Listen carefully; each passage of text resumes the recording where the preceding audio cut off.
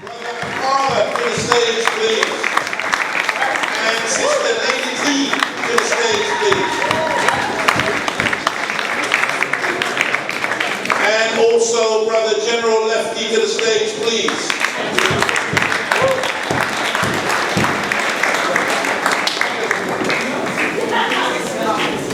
Just grab one of these seats. What I'm going to do, I'm going to take this microphone that I have in my hand, and I'm going to go and stand down there near to where the brother is with the camera.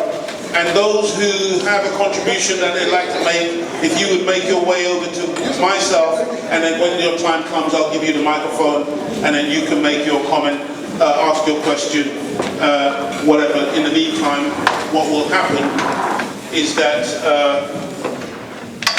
the panel will sit in their place, and hopefully they will be able to field some questions as it relates to the documentary that we just saw.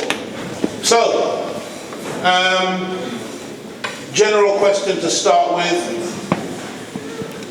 Where do we go from here? We've made the documentary. It appears to me that it's been well received. It appears to me, even though I was in it myself, that it's relevant and has something important to offer. But where do we go from here? How do we follow up from this? How do we continue the process? Because we have lots of meetings within the black community, we have lots of initiatives, but very little, it would appear to me, follow through in terms of building the type of unity, cohesiveness that we need, that would put us on par with the Chinese, put us on par with the Asians, put us on par with other groups of people who appear to be able to do for self. Where do we go from here in terms of that particular agenda? Any member of the panel?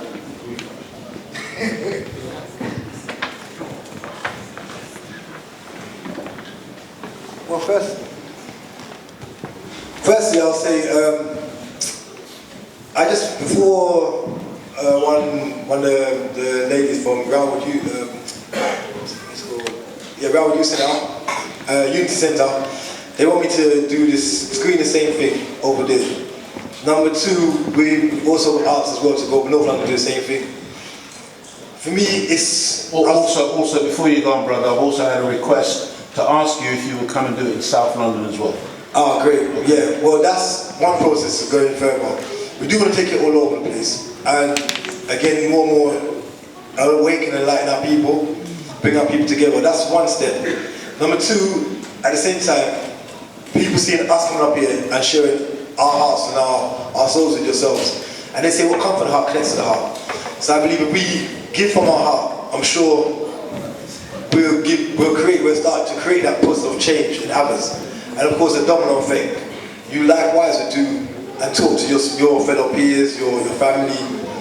And I think we need to learn to understand about self-love. Because I said from the beginning, that's what helped my change. Me learn to love myself. Thank you. Yes, sir. Anyone else on the panel to answer that particular question? Where do we go from here?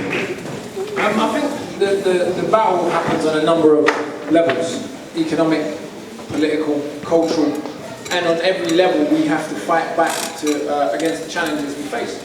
So if we say on a cultural level, there's a culture which we spoke about a lot in the documentary.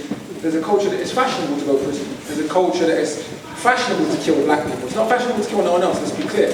All of these black bad boy rappers, including myself when I was younger, including Jazzy when he was younger, when we was young we used to rap that way, so we're not knocking no one. But no one dares to rap about murdering white people or Asian people or anyone else who's not black. So we're very clear about who we hate and who we want to kill. We've got to make it unfashionable to kill black people. We've got to make it unfashionable to drop out of school. We've got to make it unfashionable to go to jail. When man come out of jail, I'm like, oh, you went to jail, bro. Not like with that disgusting kind of look, not being judgmental, but just like, oh, you're another one. You're making private white companies rich. Because that's what's happening.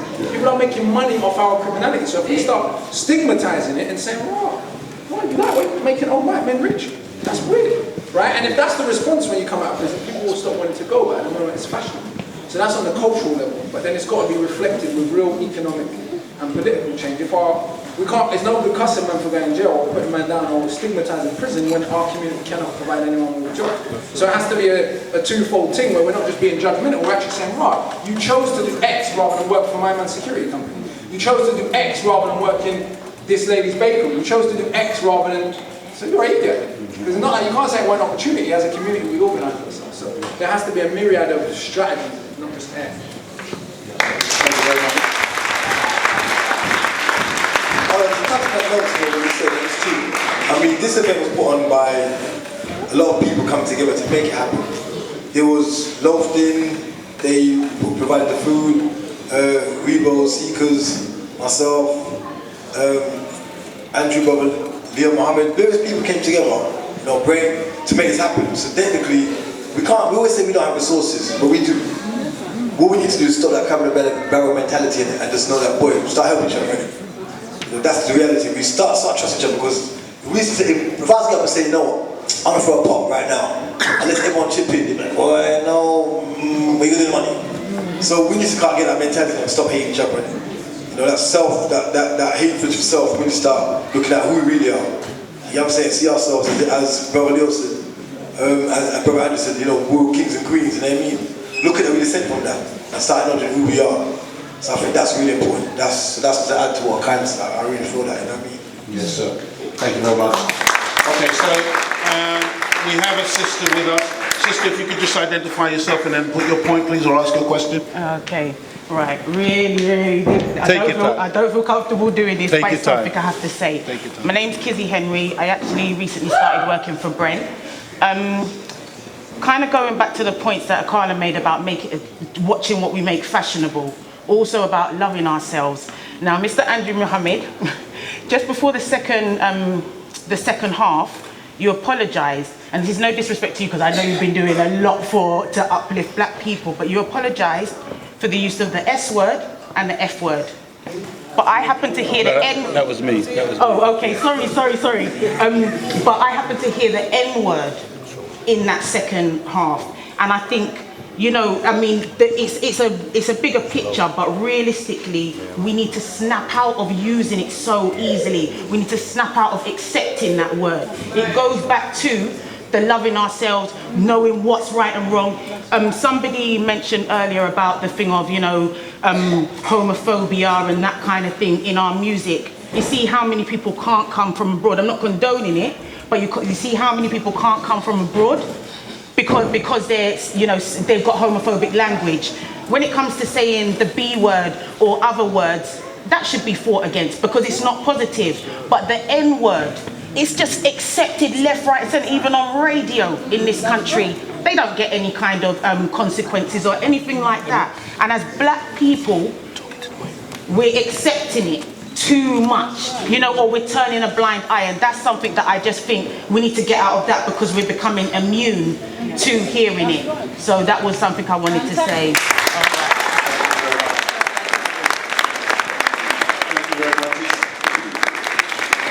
Straight, but if you don't mind, I just want to address it as well because it's really important. There was a black American comedian that they brought over into this country, and they got myself to go and debate him on the BBC, the evening news, where he was pushing the idea that we should embrace the word nigger and make it like a term of endearment. And my argument was that you can't embrace that which was used as a weapon of destruction for 400 years against black people, that which you can't find in any African tongue or any African language. It does not exist. It's an invention of the social scientists in the West who wanted to destroy us by using the Latin term negro, taken from necro, which means something dead or neutral, something that's neither moving forward or backwards. They knew what they were doing when they called us that. And then of course we've now begun to use it. I agree 100% with my sister that we should never use that term to address one another, either in fun or endearment or any term, because it's absolutely destructive. However, there is a movement to get us to say the N-word as opposed to saying nigger. Now the danger with that, when you're talking about it in the historical context in terms of what was done to us. See, if you forget history, then history has a habit of repeating itself. And if you allow people to say to you, we can't use that word but in context, in terms of how they used it against us, in terms of now teaching our children. When we were growing up, that's what they called us. But if we can't say that, if you now make it into some sanitized thing, oh, the N word, what was it, the no word? Was it the nutmeg word?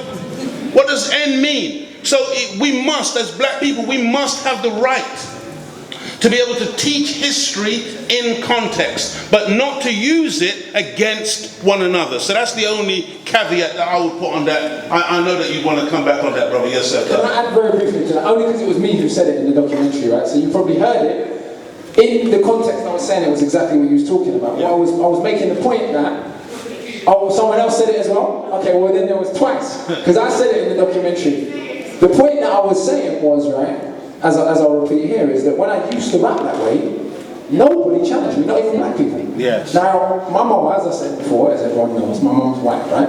If I start rapping about honky this, cracker that, let's go and kill whitey, even black youths going to be like, bro, Carter's mad, man. He's lost his mind. How do I know this? Because I've gone to jail and I've said to you, what if I rap like that? And without fail, every single black boy says, no, bro, you can't do that. So it's clear whose life they value and whose life they don't value. So that's why I was saying it, because that is how I used to rap. Not to, I agree with you completely, it's not a term of endearment or anything else, it's shameful. Anyone else on the panel want to contribute to that? I'd like to say, many are called, but few are chosen. How do you suppose we can reach the youths on the streets who's actually doing the crime, killing their brothers and sisters? How do you propose to reach them? Because they're not here, obviously, because the people in here are not the people who are using the guns. How are we going to reach them? Have you got anything to say about that? Thank you, sister. You're welcome.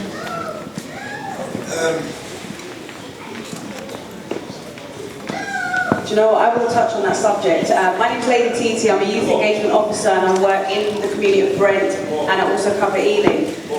One of my main roles is to actually engage with young people, and I think what we were talking about before of people coming together, where we've got these security firms or firms of people, it's about us all coming together and actually pushing the youth to come forward. The people that need to be here, that really need to be here, aren't here.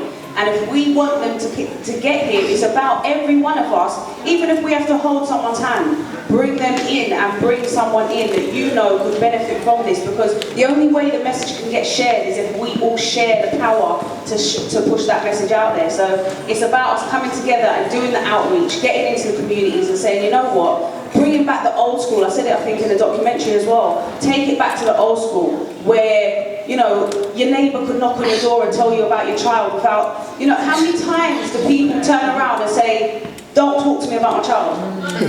If you talk to your child, we wouldn't have to talk to you about your child. The newspaper wouldn't talk about your child, you understand? So it's about really bringing the child. Let's go back to that old school, because we didn't have a lot of what's going on right now. And if other communities can manage it, our communities need to manage it. Do you understand? Because it's really in the UK where we're so fragmented. If you go back to Africa, if you go to Jamaica, if you go to India, they've got communities where they actually look after each other. It's sustained communities where people are farming, and I'm sharing my rice grains with you because you're my neighbour, but then you've got milk, so you're sharing that back with me. Do you understand? We have to do that the same way in our communities, but on a larger scale, because our kids are killing each other. And that's going to be our grandchildren, and that's going to be us wiped out.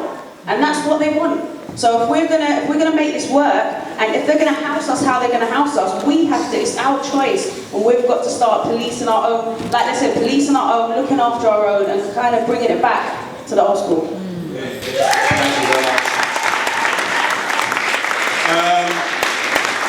We have a brother here who wants to make a point. Could you please identify yourself and make your point, please, brother? Greetings, my name is Nia Imara. I'm the founder of the National Association of Black Supplementary Schools. I saw the title, I'm a Gun, and I thought to myself, oh God, not another gang flick. But I'm glad to say I was pleasantly surprised, because you didn't focus on the gun, you didn't focus on the violence, no graphic scenes, so I big you up for stepping aside from the norm, so respect for that. And the documentary actually reminded me of Hidden Colours, because you were giving solutions. We all know about the issues, but you were giving solutions, so I respect you for that. I would like to have seen interviews with some road boys and girls, young people. I'd love to have seen that. You're talking about it. See, We know Stephen's back. no. Oh, no. We actually say that you've actually kind of jumped into what Armageddon 2 is about, because Armageddon 2 is actually a book and also a documentary that's actually being filmed. But not to give too much away about what's going to be, there'll be some very surprising interviews. Is that microphone on? Okay. Yeah, there's some very surprising interviews in Armageddon 2. So you will be seeing more people from the streets. A bit like the actual documentary we're doing, the movie actually for Armageddon, a short movie, we're actually going to use real people from the streets, get involved.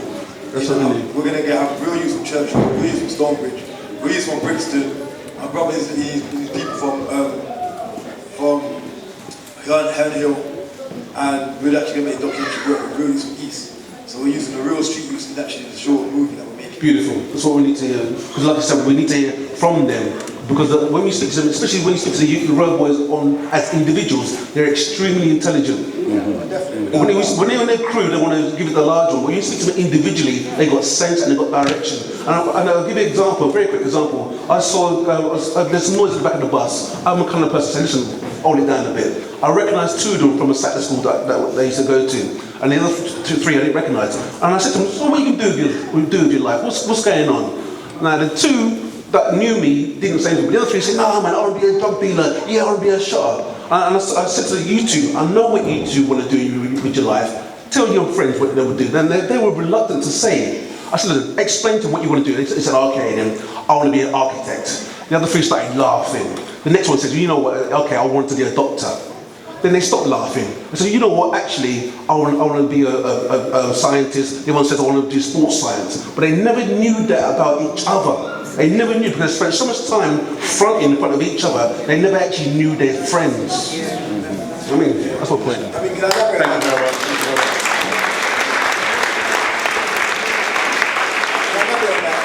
What I want to say is, to what Tito was talking about, community raising, raising the people together. We actually plan to do that as well. We don't do the screen just in places like buildings now. We actually planted the screen into the streets. So the direction that EP's trying to go is different. We're going to be seeing 3 documentaries, but screened on the streets. I won't go too deep into it, but in the next couple months, we'll take it to the streets. So it'll be free screening, jerk chicken out there, everything will be nice. We're doing it on the streets. We're going to take it to the streets. I mean, dead serious. In the summer, right, brother? Yes, sir. Yes, sir. We have another brother here. Please identify yourself, brother, and make your point or ask your question. Hello, everyone. My name's Xavier. I'm an aspiring artist and a current youth worker. My question is to you. First of all, I respect what you lot are doing, because back in my day, well, when I was 16, 15, I never had no one giving me no guidance anyway. So I respect what you lot are doing. My question is to you is, I'm a firm believer of being the change that you seek. But once, when you get to that point where you're fed up, like no one, the people that you're trying to help, they don't care about what you're doing or where you've come from or what you're doing. How do you get past that point of giving up on them and keep it going? That's a good question. How do you keep the motivation up? Good question. Because when you're doing it for so long, you get tired. You get tired of it. So that's what I want to know. Good question.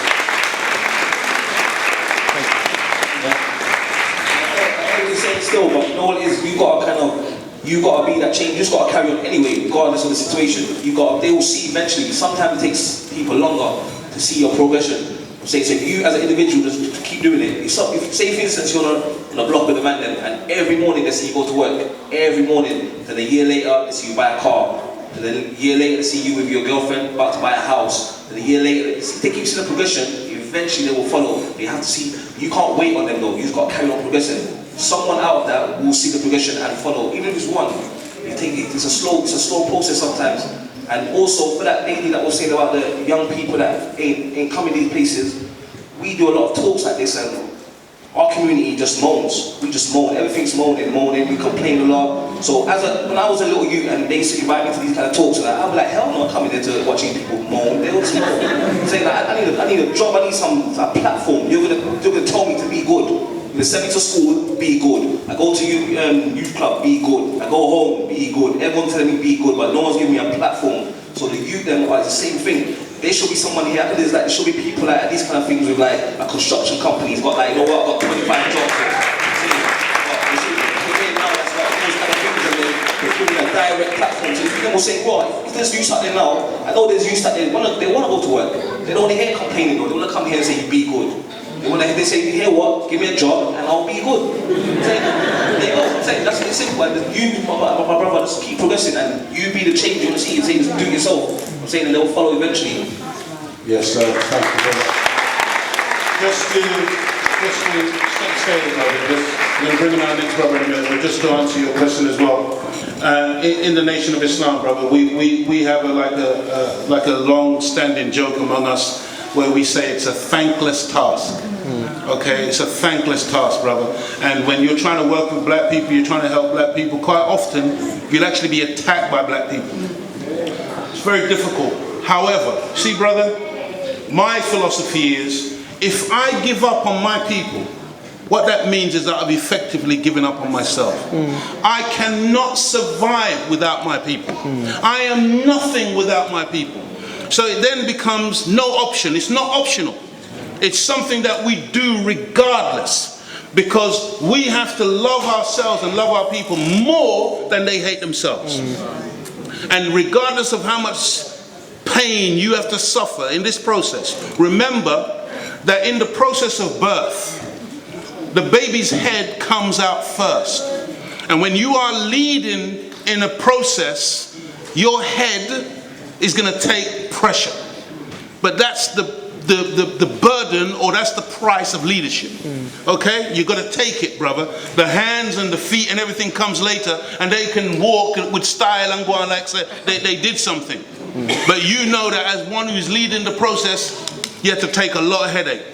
The baby could tell you a horror story about the pain it goes through coming through that birth canal. You understand what I'm saying? So that's the nature of it. There's no getting around it. You can't get away from it, but you persevere. Because the rewards are great, brother. Because the rewards are for you and our community. We absolutely must build a black community.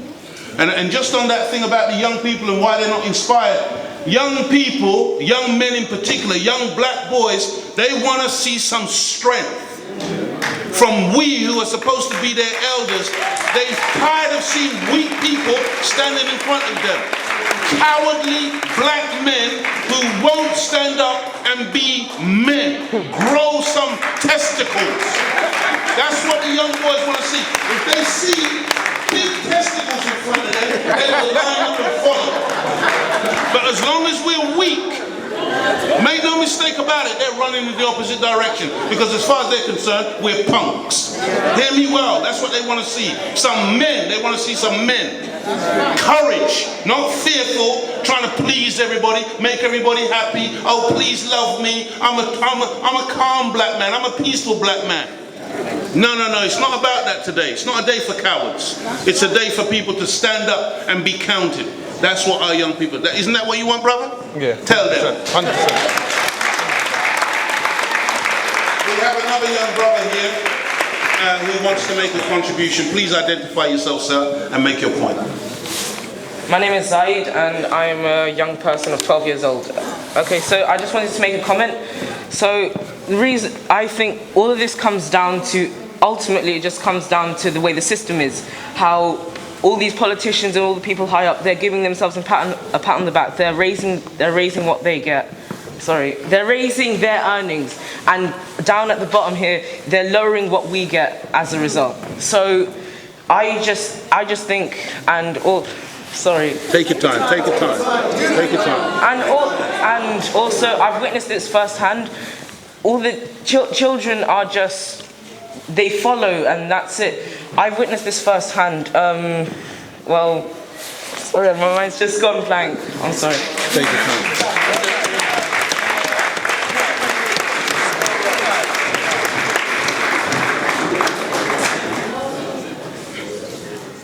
Okay, so recently I've read this, and apparently politicians are getting an 11% pay rise, and people earning in excess of £150,000 a year, they're getting a tax cut. And I think that this is really ridiculous because all they do is take from us and put it in their pockets. They claim for food, they claim for gardening, they claim for everything. They get all of this, they get everything free, and all they do is just get a bit of money in their bank accounts. They don't really do anything. So, and another subject is how children, they're not inspired to do anything because of bad education. So children who excel, they're shunned and they don't feel encouraged to do this. I've had a first-hand experience in this. I was put a year ahead of the curriculum level, and as a result I was bullied and people didn't respect me. So I think that it just takes for somebody to actually rise up and lead these people, because we all need to become one, and we need to oppose these so-called leaders who say that they're doing good for us. We need to oppose them, we need to demand what we want, we need to tell them that what they're doing is not right, and that we want better. Thank you.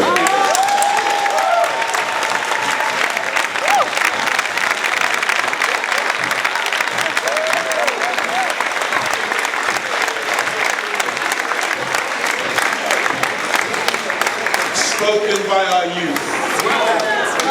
And guess what? And guess what? There ain't none of our youth on the street who are not like him. They're all like that. They've all got that. So, in closing, because we've got literally a minute now, we've heard from Brother Carla, we've heard from Brother Stephen. Yeah, what I hear from you? What I hear from you here, sir?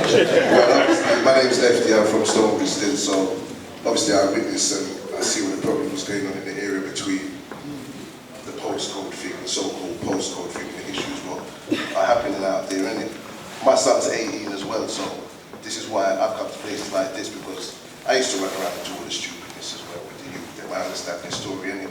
But I don't want my son doing the same type of things, innit, and going through the same type of problems as me.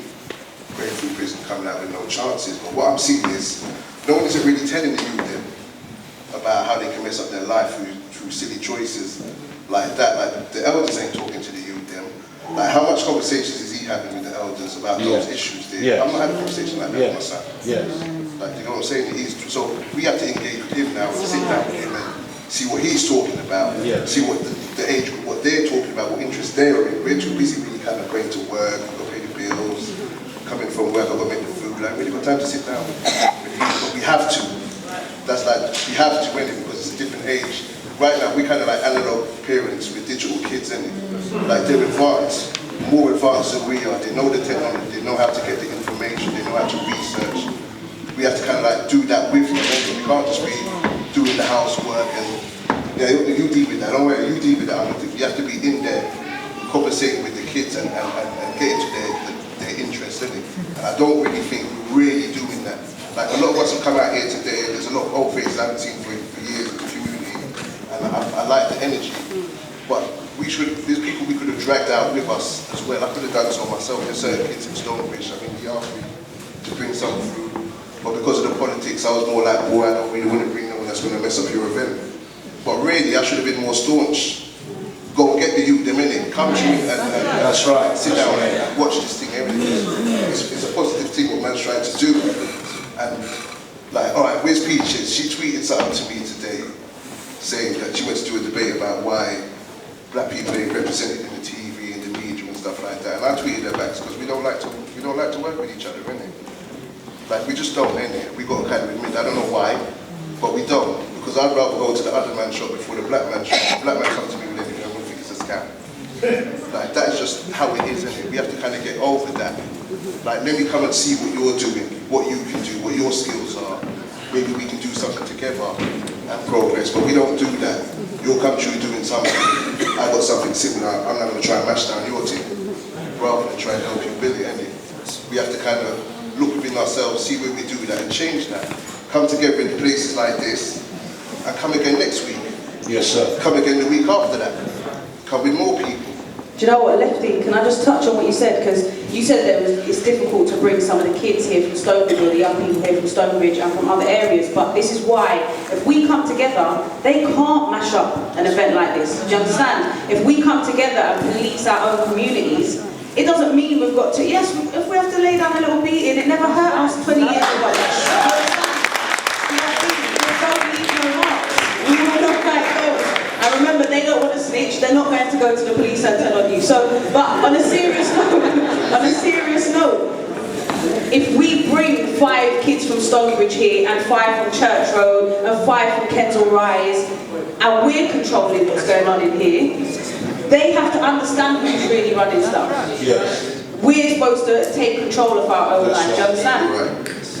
Okay, Brother Andrew, we need to hear from you, brother, briefly. We're about to close. We've gone over the time now, and we want to finish this section of the questions and answers before we move into the next phase, where Brother Stephen Graham is going to be down there, and he's going to be ready to sign your books. And certainly our young brother here, what's your name again, brother? Zaid. Zaid, he's certainly won himself a free book, hasn't he? Yeah, fantastic. And so we want to hear briefly from Brother Andrew Muhammad, and then we have one final young man who wants to share a couple of seconds with us, and then we can close out for the evening. Go ahead, sir. Thank you, one, two. I'll be honest with you, I've got really nothing really to say. Yeah, I've heard that before. No, being serious, but I think all I'd like to say, I think we need to really big up on another level Brother Stephen Graham. That's right, that's right. He's the brother, I think we need to he's because what you've done today, brother, really was absolutely brilliant. And I think that's where the applause should be going to. Thanking this brother. I think we need a new generation of brothers who think like this. Yes, sir. Fantastic. Thank you very much. Okay, so the last input of the evening, I know this little brother here, I've seen him around. His name is Brother LeSean. Share with us very briefly what you want to share.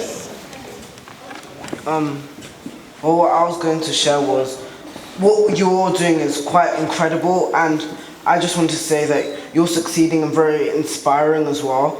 Because I'm sure all the young people in this room have great dreams and aspirations, but they just have to work hard at it to achieve it. And I bet they've heard this 100 times, but try, and you'll succeed and all that kind of stuff.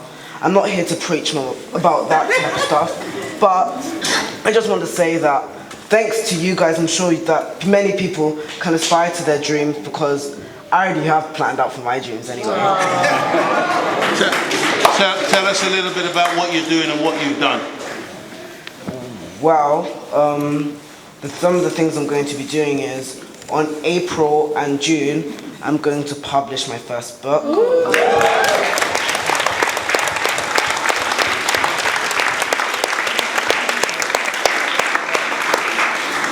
And I've already planned out my own business that I'd like to create that will help young people and fired adults find a suitable job for them. This ain't no job centre. It's about a place which will suit a person the job that they the most desire. Because I'm sure job centre, you have a good talent at something, but they'll just chuck you in KFC.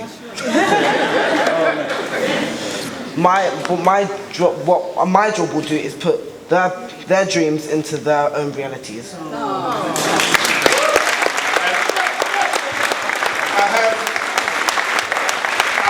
Business card in my pocket, for real. Brothers and sisters, thank you so much for your attendance today. Thank you so much for your patience. I hope that when you get information via the form that you filled out, that you will come out again to support the future events, because as one of our panelists said, this should be a regular thing that's happening. So thank you very much. Travel carefully on your way home. Look forward to seeing you all again soon. Take care. Good night.